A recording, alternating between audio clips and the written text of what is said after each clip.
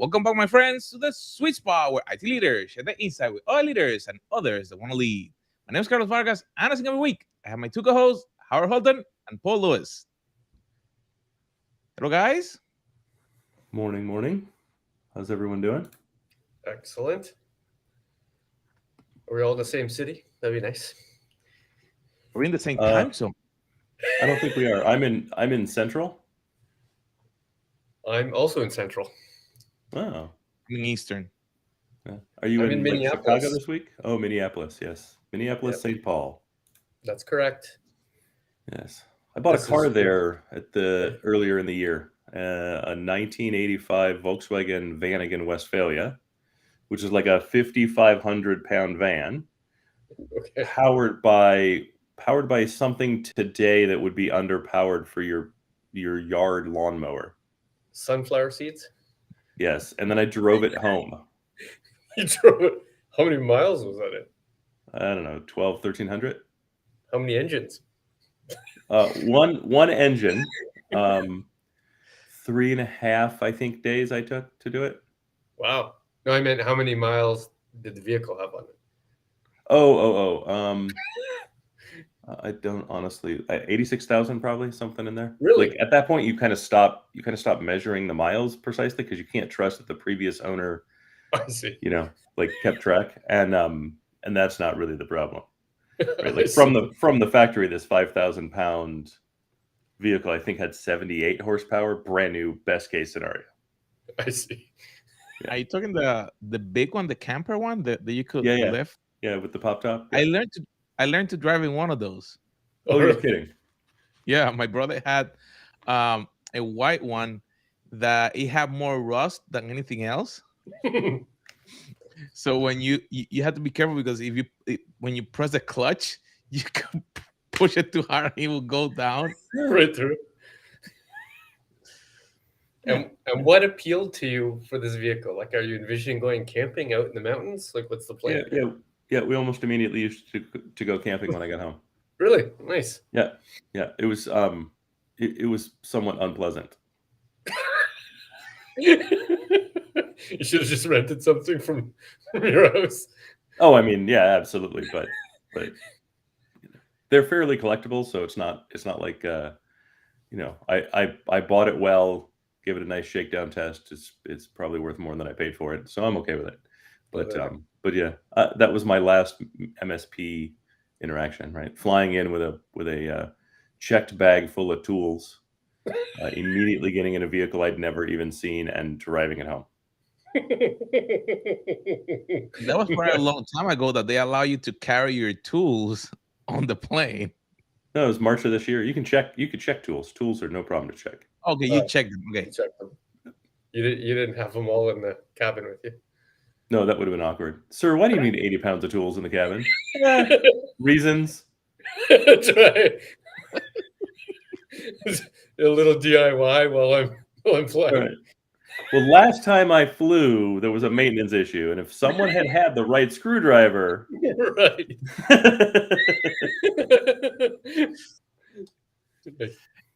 It's interesting that you mentioned that because having the right tools can help you do the job correctly. And probably we normally talk about differences, technologies, but I think that we want to go a little bit deeper into how to have the right tools. Is it what is needed to close the difference between the leadership gap? Is it the tools? Is it the knowledge? Is it the experience for like when you have the next successor? Why, Carlos, I'm glad you asked. Out of nowhere. It's pretty interesting. So last time we talked, I gave you a quick summary of this, relatively large CIO dinner I had. 4 hours with, 11 of your closest CIO friends, with the exception, of course, these two on the call here. And we talked about sort of the big themes of culture, diversity, and succession. I think we kind of give short shrift to the succession part because it was at least half of the conversation. So I'll give you a quick review of what the conversation was, and then we can jump in. So there was consensus across all the CIOs in the room. And as a reminder, most of the CIOs in the room were grizzled veterans, right? There's only two that you'd be even considered, less than 10 years in the job. Vast majority, 25 or more. They were much closer to retirement than they were the start of their career. And to a person, it was very clear that there was a fear, I'm going to use the word fear on purpose, that they won't be able to retire on time because the gap between their skill set, expertise, and knowledge in the current role has changed so dramatically in the last 5 years that the people who report to them or the people who report to those people have not obtained the same skill and therefore are not ready to take the big chair. So I'll give you some examples. Over the last 5 years, if not longer, but they concentrated on the 5 years, they've had to do more presentations to the board of directors than they've ever had to do before. Not just a single presentation, but they've had to present the cybersecurity framework. They've had to present the risk framework. They've had to present standards and policies on encryption. They've had to present negative impacts of crypto buying out in the market to their world. They've had to present different flavors of budget. They've had to present the intellectual property creation that they've had to do. They've also had a seat at the executive table, right? Whereas it might have been an operational expense IT, now they're helping to make digital transformation decisions. They've actually participated in digital transformation budget creation and implementation. Things to which they have never had to do before. They had to learn on the job. It was difficult to do, but they figured it out, yet they didn't necessarily bring everybody in their team through the process. So there's a fear that everybody in their team won't be able to do that job. Have either of you two both either had that conversation or have that fear? Had that conversation for sure. Yeah. Right. And what I'm seeing also is, very early on in this podcast, we kind of talked about the three types of CIOs, right? Mm-hmm. Your kind of finance focused CIO, which is your traditional old form CIO, the digital first CIO, and then the CIO who is number one and wants to be number two, right? The CIO that is, HR or finance focused and wants to become digital focused. I'm still seeing a tremendous lack of CIOs that are digital first, CIOs that understand kind of the current remit to a level of thoroughness that would be required to teach someone else how to do it. And a major fear that the space is moving faster than they're kind of prepared for, right? And some of it has to do with there's whole markets of companies that haven't changed their board focus to recognize the need and are now just now doing that, right? That kind of, we talked about it very much pre-COVID, this need for a digital CIO, and then COVID hit, and all of a sudden it was kind of mandatory. You know what I mean? But as companies did, they just kind of buried their head in the sand and said, this is going to last a weekend and then it'll be over. And then they kept their heads buried for like a year and a half before they finally said, well, I'm now starting to choke on the sand. I probably should acknowledge this is more than a weekender problem. And so there's a whole group of CIOs that aren't really equipped to deal with this new world.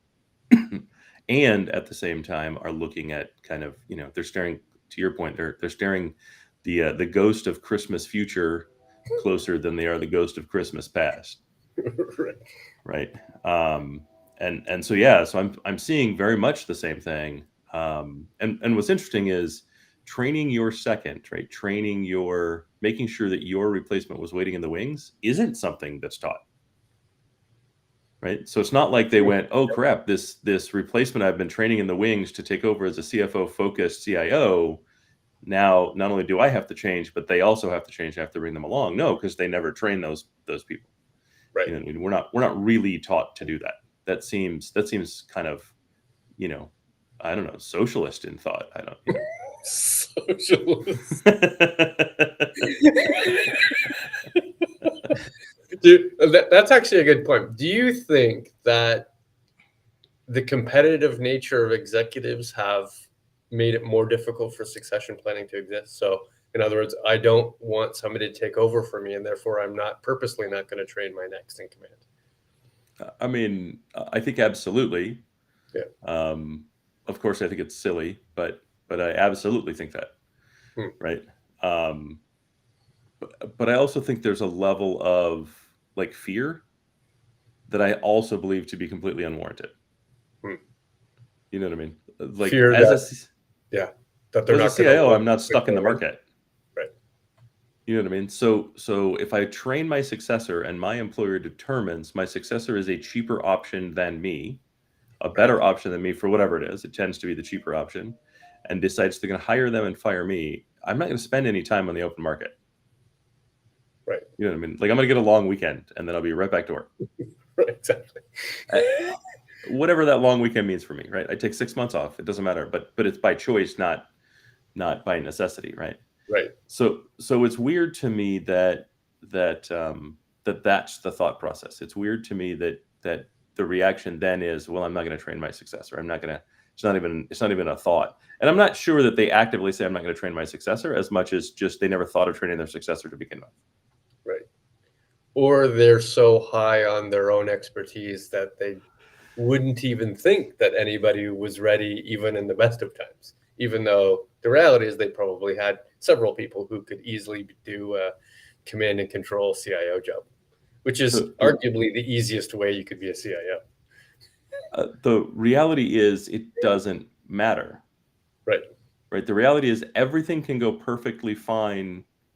My company could want to give me more stock and give me more money, given even the opportunity, and I can get hit by a bus or have cancer or have a life-changing event that I cannot control that has me in a position where my day-to-day is focused on, the beeping thing on my bedside, holding the hand of someone that I care about, or, seeing what's on the other side of this life. None of which I have the ability to control, right? And so, why not be prepared for what is an eventuality, put everybody in a better position? And what is the worst that happens? I train my second, and they sit in a waiting room a little longer than they want to, and I help them find an excellent spot at another company, and I train another second. You could have used a way less macabre of winning the lottery or something. Yeah. I'm traveling this week, and I'm not traveling for work this week, so it just happens to be the headspace that I'm in at the moment. Got it. Right. I wonder if, and there was a fear in the room, but I wonder if there's some validity there that the last 5 years was a significant amount of change for the role of CIO. Will the next 5 years be at the same rate, slow down, stop, go back to what it was? Or are we talking about not just linear growth, but algorithmic growth of change, right? Where 5 years from now, the CIO is much more COO than CIO. There was not a consensus in the room. It wasn't entirely clear what they thought the next 5 years of the role might look like. I think the role is going to change significantly in the next 5 years. Right. I think we've been playing with a CTO and CIO that I don't think both have the same position they did in the next 5 years. Right. I think we've been hinting at the CISO being a kind of level playing field of CXO, and not just, title in lieu of pay kind of CXO. And I think that's going to change. Right. So I think I think the role of the CIO, the responsibility of the CIO, the mandate of the CIO is going to change significantly in the next 5 years. And we're sitting at the precipice of an assumed recession that every corporate budget is treating as though it was a recession, so they don't get caught flat-footed. Right. So yeah, I think it's absolutely going to change. Right. What's the attributes of that change? Are they like describe CIO in 2030 then, or 2027? Is it digital only? Is that what a CIO does now? Yeah, I think by 2030, the role of the CIO is going to be to reconcile, like to spend a ton of time in the wish of the business. And I actually think they're going to come closer to the CISO, not in function, but in kind of attitude, right? The CISO tends to be very connected to the capabilities of the space to which they lead, the technical capabilities, right? Like they're not necessarily going to sit at a console. They're not going to do penetration testing. They're not going to necessarily do remediation. But the value of their technical acumen and the ability to explain it to the business becomes more and more valuable. And I think CIOs are going to start to be asked to do that, because I think you're going to find them having to quantify the wish, as it were, to the board. I think they're going to have to quantify the wish to the investors, to the shareholders. I think they're going to have to quantify it out into the business.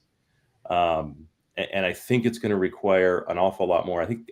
Honestly, I think some of the traditional kind of finance reporting that was happening, I think we'll spend less and less and less time on as the office of the CIO, uses a rapidly evolving set of FinOps tool set to make that conversation less interactive within the office itself, and it just becomes part of a report out where the focus really is going to be on, how are we leveraging the spend from the last, quarter in depth, the next quarter in depth, and the prior 18 months in less depth to achieve our overall goals, and a lot of prognostication, right? A lot of prediction, right? What is the competition doing? What should we be doing? And what are we doing to really secure our place in the world? And then, things like security and governance and compliance are going to be a cooperative kind of conversation that's going to take more and more and more time. So what used to be CIO as the operator then became CIO as the innovator, and then will become CIO as the analyst. Analyst or visionary, yeah. Yeah. So that your conduit now is putting the shoes on of the customer, putting the shoes on of the competitor, putting the shoes on of a potential buyer, and by that I mean investor, borrower, buyer, versus the shoes of IT. Yes. Or the CIO will remain the operator and become effectively held in similar regard as the CISO is today, as in you have a C title, but you're not really invited to the big boy table anymore, because the requirements of the big boy table have moved on, and you now report to the CTO. That is an interesting take.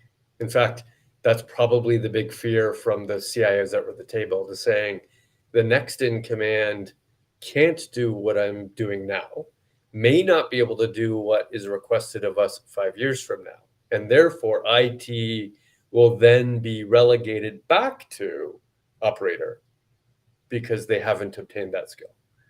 Essentially, taking the entire team of IT and subtracting 5 years from them, which is good, bad?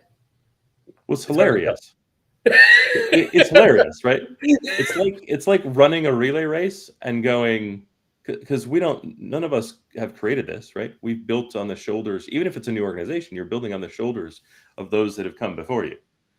You know what I mean? And you build on the shoulders of your entire team. And it's very much like running the relay race, finishing first at the Olympics, and then telling your team, the rest of the team that helped you get there, oh, I'm sorry, guys, you're really kind of intramural level. So if you just go back to running those races, I'm going to finish out, flying home on the private jet for winners, but you're not really a winner. No, the fact that you're there means your team and everyone that got you there also deserves to be there. You've already got the brass ring.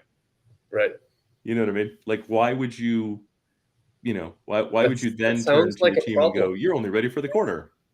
Yeah, yeah.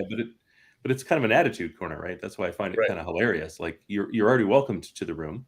Why would you give that up? And I do see that happening a lot, right? I do see, there's a lot of kind of really smart people that I talk to that are in those leadership positions. And then you go, okay, cool. Like, why is it only you in the room? Right. Why have I never talked to anybody who's ever reported to you? And their answer is because they're either not read in, they're not in the know, or they're busy doing the work that I didn't want to do, i.e., operating. Right. And step one is put them in the room. Right. Right. Like the step one of your second in command is they are to live in your head. Right. Right. So that means they're always in the room. They're always invited in the room. Right. Even if that means you have to pull them away from whatever the job is that they're assigned to today and backfill that and start backfilling that. Right. Number two lives in your head. It's that's kind of the ask for someone who wishes to be number two, right? Like if you want the seat after I leave, I will do everything I can to train you for it. That means you live in my head, which means unfortunately, in that I have to often wear more hats than one, you have to have two jobs now. Right. Yeah. Roll up the sleeves because there's a different expectation on you now. Yep. You now have to be the bridge between everything I do and everything you do. And as a CIO, you can no longer have an internal monologue while that person's in the room. Right. Because we're now in a race to make sure that person is thoroughly prepared. And then the hard part becomes, what if the organization doesn't take your advice? Right. What if you go, okay, cool. Well, I'm leaving for the myriad of reasons that there are there. I have prepared this person to take over for me, and they go, yeah, we've decided to go a different way. Right. We're going to hire external. Right. Now, as a CIO, I will tell you, because I had this situation, don't be concerned about that other person. Interesting. Right. Because you've also likely given them the confidence to understand the value that you gave them. And so they're going to be fine. Right. They're likely going to go. Prepare them for you replacing you or some other job, some other place. Correct. Right. And that happened, right? The person that was my number two changed their entire, like they moved to an entirely different organization within the company, and are wildly successful at doing that and bring to bear all of the lessons that they learned, right? So they're far more successful in that new role than they would have been had they not been in the number two slot, even though they did not, take over for me when I left. And they can put way more bells and whistles on their Jeep, so that works well. Carlos, that was a good deeper dive on that slide of that conversation. So it's good. I think that listening to both of you, I think the concern, like you mentioned, is like they haven't picked someone to probably start that process. What would be probably that first step to pick someone? Do you pick someone that will be exactly like you? Do you pick someone that will complement you? Do you start thinking about that next level that you want? Okay, this is something that I can do, so I'm gonna train this other person that I see those other qualities, so it will do the job when I leave. What do you guys look for on that? So I think this is the easiest question ever. I think don't quantify it. Just close your eyes and go. If I died tomorrow, who would I want to take over for me? And there's your person. Like you already know the name. Yeah. Right. There's 1,000 things that you could say to do and to not do, but ultimately you already know the name. Don't make it harder than it has to be. If you exited the organization tomorrow and you were able to look back and go, boy, I hope it's in a healthy state. A name just popped into your head. That's your second in command. Just do it. Yeah, 100% agree. It is an obvious person. Yeah. Well, my friends, that's being closing that gap so you can make sure that when you go in vacation, when you take that next step, you have somebody there. So, my friends, make sure that you share, you subscribe, and we'll see you on our next episode.